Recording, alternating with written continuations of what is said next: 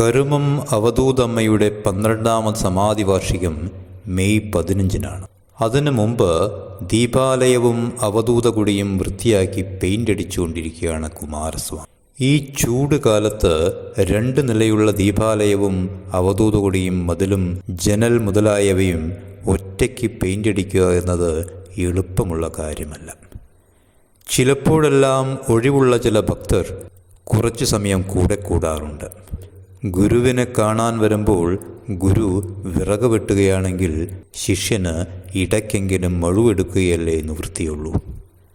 പലപ്പോഴും ഈ സമയമാവുമ്പോൾ പറയാറുള്ളതാണ്, സ്വാമി പെയിൻ്റ് അടിക്കാൻ ഒരാളെ വയ്ക്കണം. ഇപ്രാവശ്യവും അത് ആവർത്തിച്ചു. അപ്പോൾ സ്വാമി ഒരു കഥ പറഞ്ഞു. പണ്ട് ഒരു മഹാഗുരു ഉണ്ടായിരുന്നു.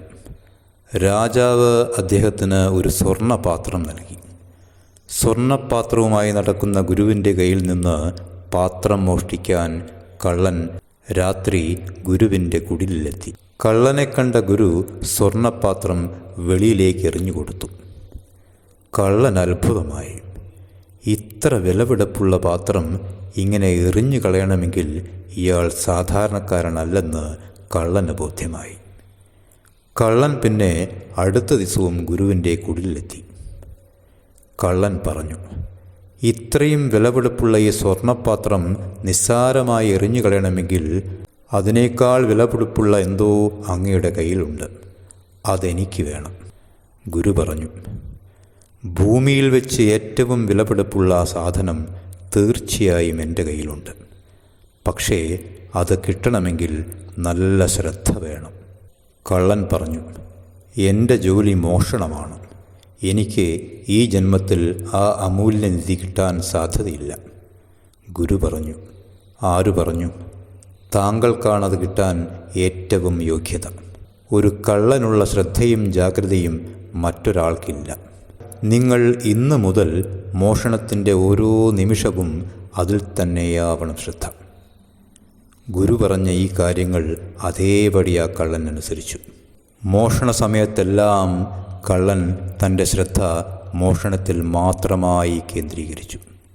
ചില സമയത്തെങ്കിലും മോഷണത്തിനിടയിൽ ശ്രദ്ധ കൂടി ധ്യാനത്തിലേക്കും ധ്യാനത്തിൽ നിന്ന് സമാധിയിലേക്കും ആ കള്ളൻ പതിയെ വഴുതി വീണു.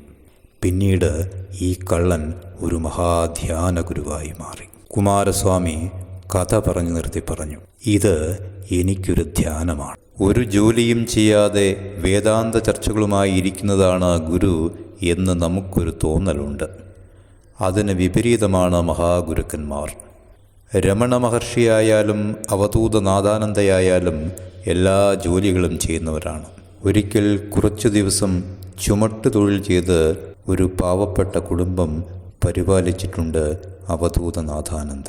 അമ്മയുടെ വാർഷികമാവുമ്പോഴേക്കും എല്ലാം വൃത്തിയായും വെടുപ്പാക്കിയും വയ്ക്കുന്ന കുമാരസ്വാമിയുടെ ഈ ഗുരുഭക്തിയാണ് കുമാരസ്വാമിയെ ശരിക്കും ഒരു ഗുരുവാക്കുന്നത്.